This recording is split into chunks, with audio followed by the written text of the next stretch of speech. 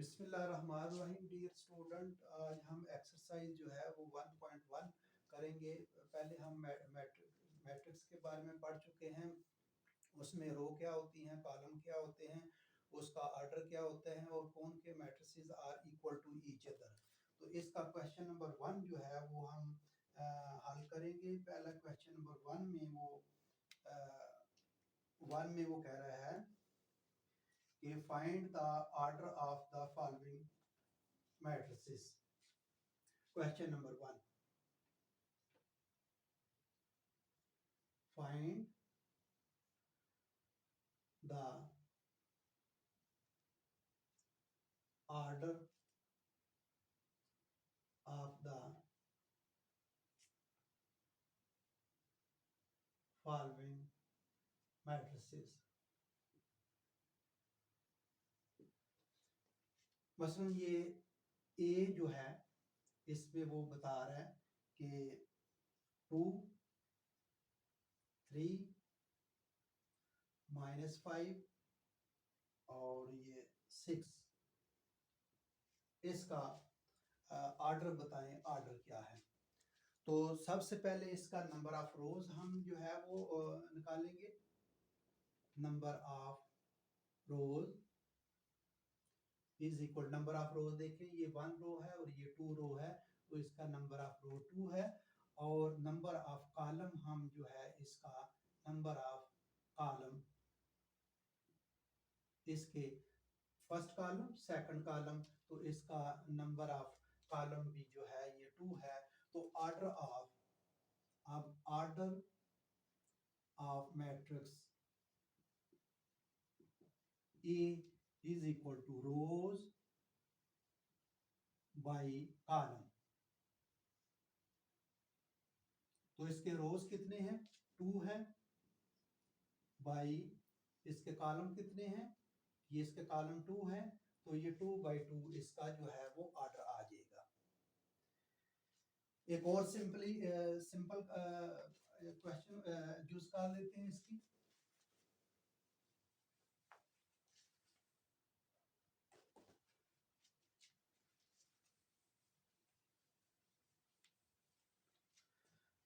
मसलन इसका हम जो है ये डी यूज कर देते हैं। डी जो है इसका, D is equal two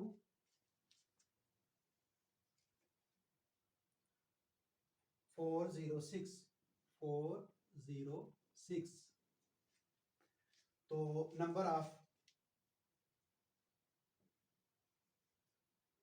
of rows is equal to, ये 1 रो है, ये 2 रो है, ये 3 रो। 1 रो में 4 आता है, 2 में 0 आता है और 3 में 6 आता है। तो ये नंबर ऑफ रोज इसकी 3 है। और नंबर ऑफ कॉलम,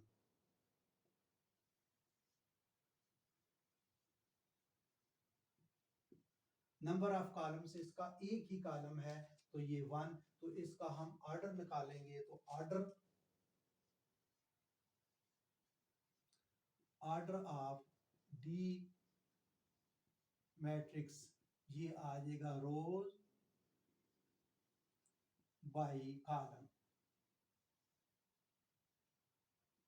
तो रोज इसके कितने हैं, 3 है, बाई कॉलम इसके कितने हैं, 1। तो इसका ऑर्डर आ जाएगा 3/1 जो है इसका ऑर्डर आ जाएगा।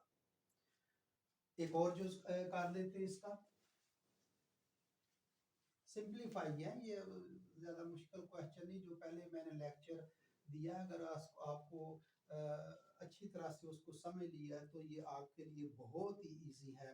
मसलन इसमें f जो है, f2 सिर्फ है, तो 1/1 जो है इसका जो है वो ऑर्डर आ जाएगा।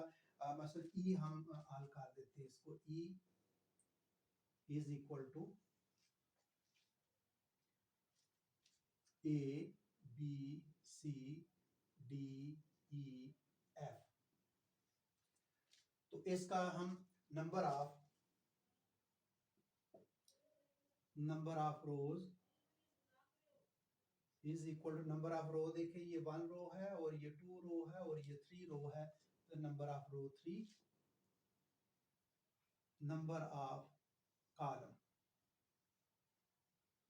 नंबर ऑफ कॉलम इसका ये 1 कॉलम है और ये 2 कॉलम है, तो नंबर ऑफ कॉलम इसके 2।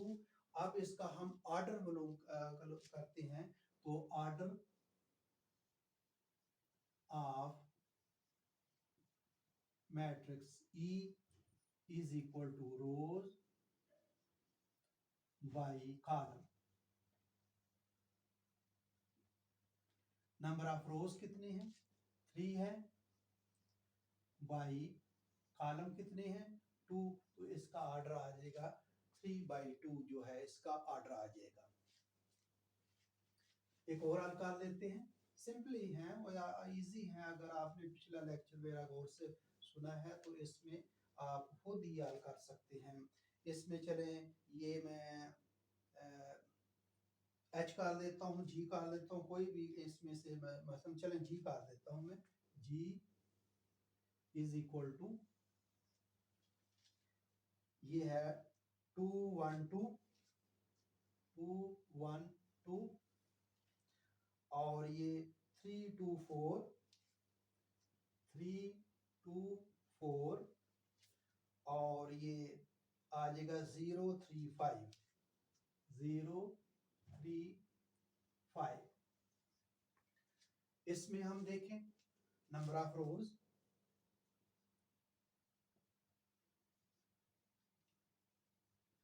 number of rows 1 row 2 row and 3 row, number of rows 3 and number of column,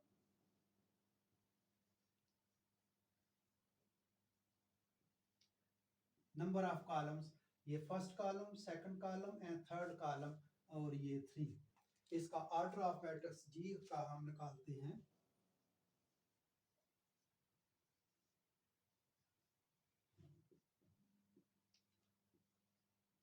rose by column, तो नंबर ऑफ रोज कितनी है? 3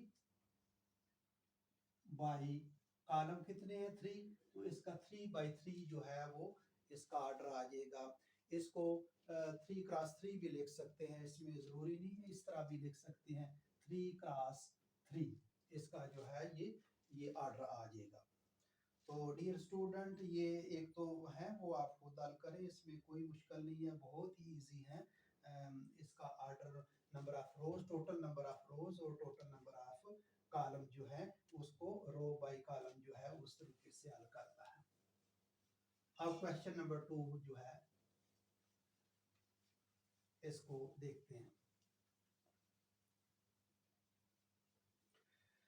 क्वेश्चन नंबर 2 में वो कहता है which of the following matrices are equal.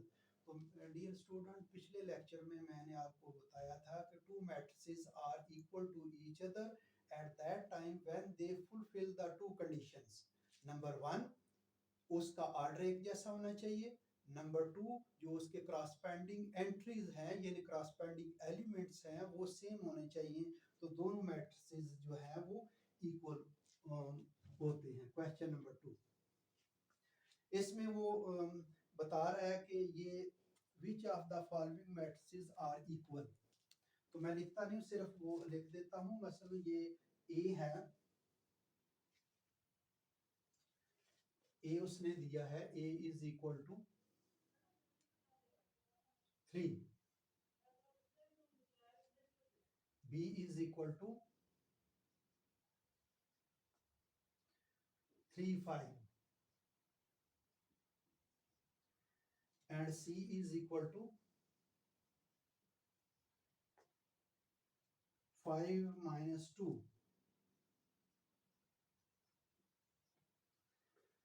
and D is equal to 5 3।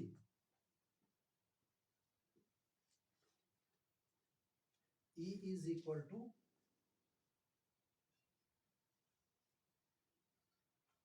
4 6 0 2 और F is equal to 2 6 and G is equal to 3 minus 1, 3 minus 1 और 3 plus 3, 3 plus 3 and h is equal to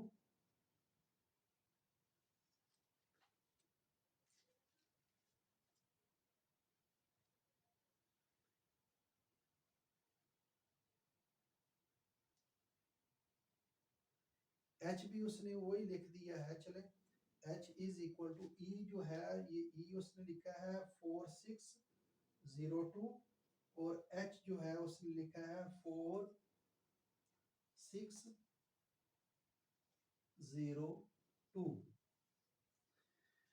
अगर मैं गलती नहीं कर रहा तो e इज इक्वल टू है 46 और 02 और h भी है 4602। I इज इक्वल टू 3 और 3 plus 2 and j is equal to 2 plus 2, 2 minus 2, 2 plus 4 और 2 plus 0। अब ये देखते हैं कि कौन से matrices are equal to each other. पहले तो उनके ऑर्डर एक जैसे होने चाहिए, फिर उनके जो है ये उनके क्रॉसपेंडिंग एलिमेंट जो है वो एक जैसे होने चाहिए। ए जो है ये 3 है, तो ये देखें C5 में से 2 निकालें बाकी 3, तो ये A जो है ये इसके बराबर आ जाएगा, C इनके ऑर्डर भी बराबर है। अब B देखें 3 5, अब 3 5 को है, ये देखें B जो है वो I के ये 3 ये 3 ये 5, 3 प्लस 2 5 और इनके ऑर्डर भी है 1/2 1/2, तो ये B is equal to I के।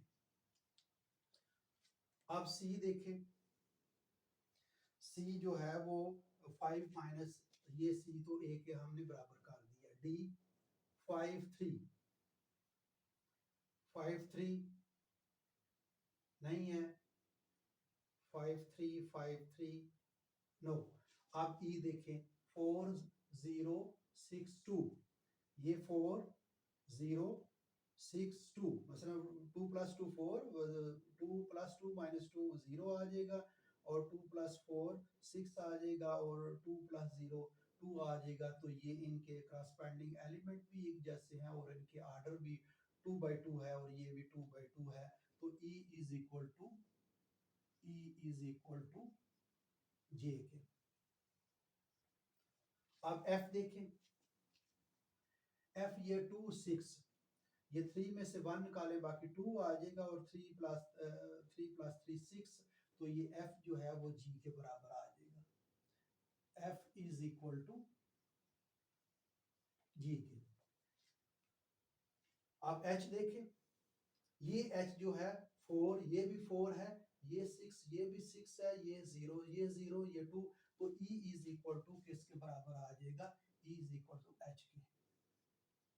E is equal to H के। 3 5 3 5 नहीं है, ये तो पहले ऑलरेडी आ चुका है। I किसके बराबर आ गया है, B के, ये B के।